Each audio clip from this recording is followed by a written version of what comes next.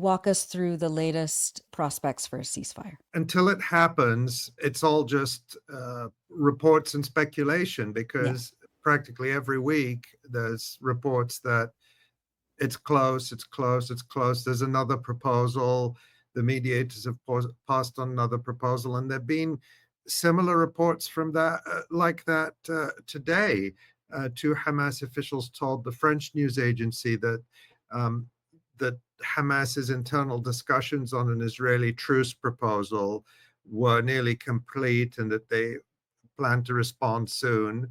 And that proposal came to Hamas via Egyptian and Qatari mediators earlier this week. But there seems to be little reason to have hope, because the positions seem to be so wide apart. Israel is insisting that it won't withdraw from Gaza, and as John showed us, it's expanding the buffer zones, and Hamas says that's unacceptable. And there have been these demands communicated to Hamas, and even communicated via Egypt, which apparently shocked the Hamas negotiators, calling for disarmament. And that's obviously a red line too. So there isn't much prospect at this point, but you never know. Sometimes we get surprised. John, what can you say about No, I agree. ceasefire? Yeah.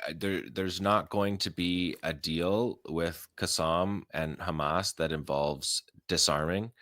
And I don't see a deal that doesn't guarantee the end of the war. And it's very difficult to see, sitting here today, how the United States can guarantee that after what they're demonstrating right now. And the escalation in Yemen, which is Yemen is involved in this strictly in solidarity and enforcing its legal obligations, as Craig McIver so rightly pointed out on our show. That in that attack, they're talking about ground war in Yemen in order to overthrow the people who are fulfilling their legal and moral duty. So it's difficult to see, because the statement, the positions of Hamas have not changed through this entire thing. They want an end to the aggression. They want a withdrawal from Gaza, a total withdrawal of Israeli forces, and they want an end to the blockade, and they want a prisoner exchange. Yeah. And the prisoner exchange has to be negotiated, and we understand the terms and the guidelines for that exchange, and that needs to be worked out. All of these deals that they're being sent are all partial deals. They all say, "Oh, you'll hand back 9 living captives," and as a goodwill gesture, this Eden Alexander, this guy from New Jersey who fights in the Israeli army, Trump making a big deal about him, that you'll give him back for nothing. That'll be just showing good faith. But it's Qassam that has shown good faith through these entire negotiations, living up to every end of the bargain that they signed and agreed upon. And it's Egypt, and it's the United States, and it's Israel who keep bringing these proposals. And they're the ones who have allowed or actively violated, and not just violated, as I said, reneged. They are owed tents. They are owed humanitarian assistance from a deal already agreed upon, that was reneged upon. So it's difficult to see how these guarantors are going to change this dynamic. And I don't know that Trump's like flip-flopping on every single issue 3 times in a day is going to move that closer. So I think that I don't see a breakthrough. But that's deals. That's how deals happen. They don't look like they're going to happen until the minute they happen, and then when they happen, you get the explanation for why it happened. But I'm not. Yeah, I mean, the Netanyahu, excuse me, it's hard to tell them apart. The Biden administration tried to do, a deal, a non ceasefire for 14 months, where they have a temporary ceasefire or a ceasefire without the Israelis ceasing fire, They tried to do that for 14 months, and Donald Trump is not going to be any more successful in doing I don't essentially even a know if fake they tried ceasefire. to do it though. They said they were working on They it tirelessly without yeah. any Well, without they wanted Hamas to ceasefire, yeah, and with that's that, it. and for the Right. Israelis to be able to carry on to have free fire in the Gaza Strip. They wanted that, and now Trump seems to want that at the moment. I do But think there's they're pressure not going to be any more successful.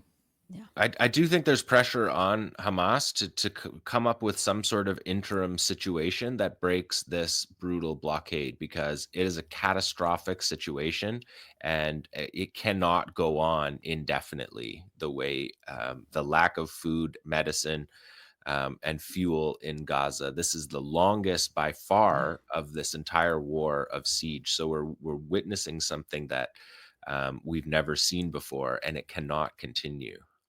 And it cannot continue, but of course, it's Israel that has imposed that with full international complicity. But as Nora told us in the news report, and as we see every hour, all the alarm bells are ringing. I mean, even from the so-called international community, governments and agencies that have been relatively muted, speaking in language that we haven't seen in 18 months.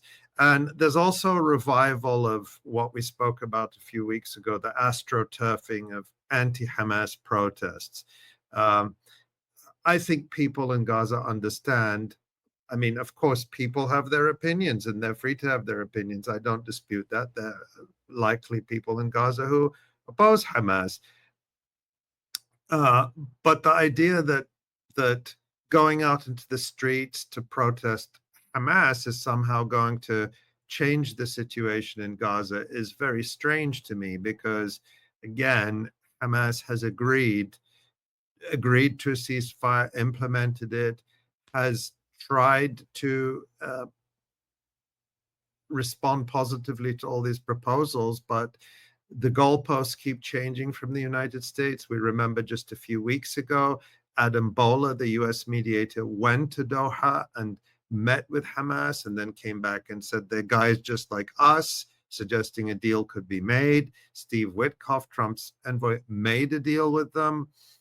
So I think people know that. It's not hard to know, but there is this effort to blame them so that the genocide can be blamed on the victims, in a sense, on the Palestinian people, either by saying you're all Hamas or you didn't do enough to remove Hamas, so we had to kill you all.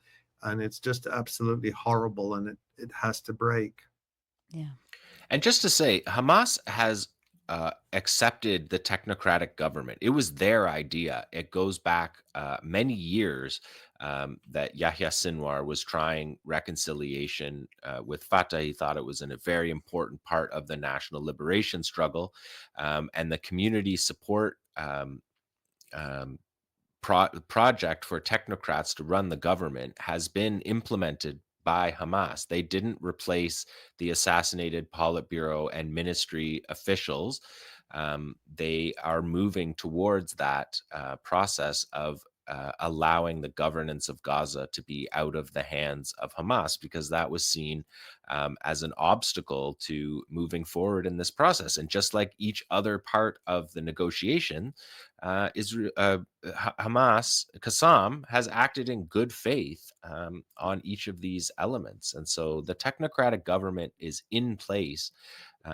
When Egypt says that Hamas can't be the government, they know that the technocratic government is in place. So they're just speaking to an American and Israeli audience when they say things like that. Yeah. Hmm.